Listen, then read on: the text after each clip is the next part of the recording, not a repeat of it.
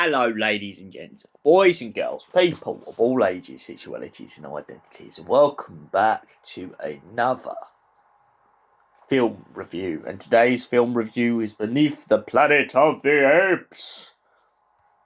Yes, as we've recently started doing the Planet of the Apes trilogy, I thought we might as well continue. And where better to continue than Beneath the Planet of the Apes?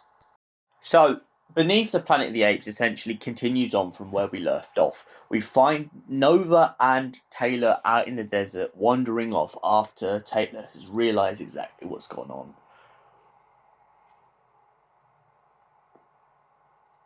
Whilst out in the Forbidden Lands, Taylor comes across what he believes to be a cliffside, but he falls down into some invisible force field and finds himself within a city that doesn't exist.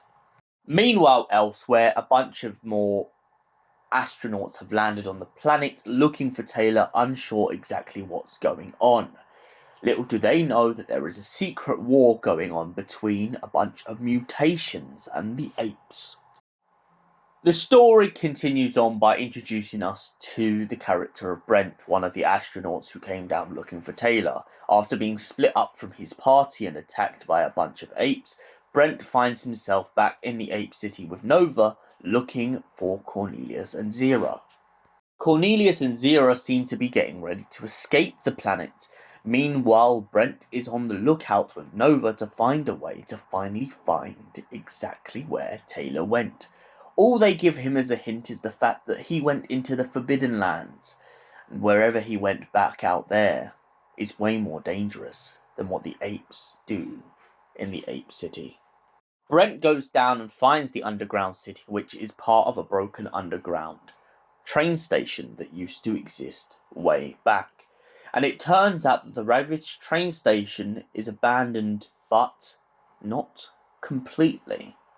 It turns out that the human beings that did survive the apocalypse essentially mutated into beings of pure thought, and they pray to a nuclear bomb. Taylor tries to break out with the help of Brent from this captivity that they have been captivated in by the mutant human beings. And essentially, they try and help the apes, but because of Dr. Zaius' pious views on humanity and the way that civilization has evolved, they end up with something much worse than what they originally had. Brent is killed alongside Nova and a bunch of others, and sadly, it leaves Taylor with the one last option. He tries to give Dr. Zaius one more chance, but instead Dr. Zaius chooses death, and so the Planet of the Apes becomes no more, as Taylor pushes the button and the nuclear bomb goes off, destroying the complete planet itself. Now, beneath the Planet of the Apes are some very interesting themes. Themes about the apes, themes about humanity as a whole, and most importantly, it really starts to home back to the original question asked in the story we mentioned before this, the Planet of the Apes, which is how far could humanity stoop to go so low? And that is what Dr. Zaius and Taylor pretty much argue about in the end of this film. They're arguing about the matter that man made nuclear weapons. And in the case of the Planet of the Apes, they did destroy a lot of the world with nuclear weapons. And the apes survived. But one nuclear atomic bomb could destroy the complete planet as a whole. No life, no nothing. Nothing could survive.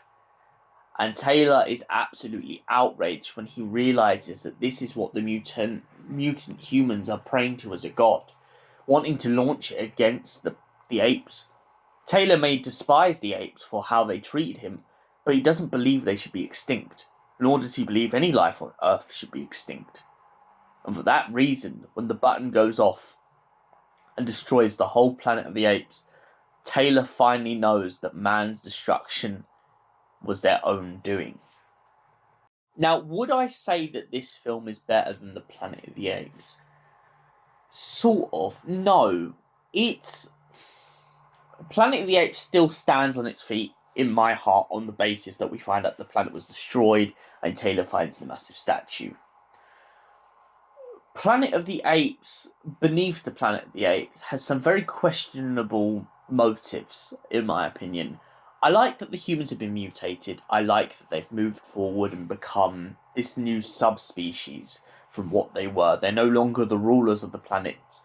More, they are the prey who now have to use cheap tricks to stop the apes from invading them. And that is what comes across very common in this, is the mutations live in this whole underground city, and we soon learn that the only way they can keep the apes away is to give the apes their biggest fears. Fire, being stuck to a stake, anything that pretty much will scare the living daylights out of them. However, I would have preferred in this film, if I'm being perfectly honest, it to have just been a military group. I feel like the superpowers themselves, they're not a bad concept. The moving of the walls, the tricking people into believing what you want them to believe. But where it definitely goes a step too far in this film is we kind of have a Colin Baker moment in which Taylor or Brent, one of them, starts strangling Nova. There's just no need for it. And that's why, personally, I feel like this film could have worked if they hadn't mutated and just been soldiers. Because soldiers having a nuclear weapon and destroying the planet, fine. But a bunch of meta-humans who can pretty much bend their will but can't destroy the apes doesn't quite make sense, personally, to me. Because I feel like if it wasn't for the atomic bomb in this film, they would have never wiped out the apes. They would have never wiped out all life on the planet. They needed the atomic bomb to do this. And sadly, for that reason, Beneath the Planet of the Apes is a 6 out of 10 for me. Thank you for watching, and we'll see you in the next film review. Until then, goodbye. Stay beautiful, you gorgeous people.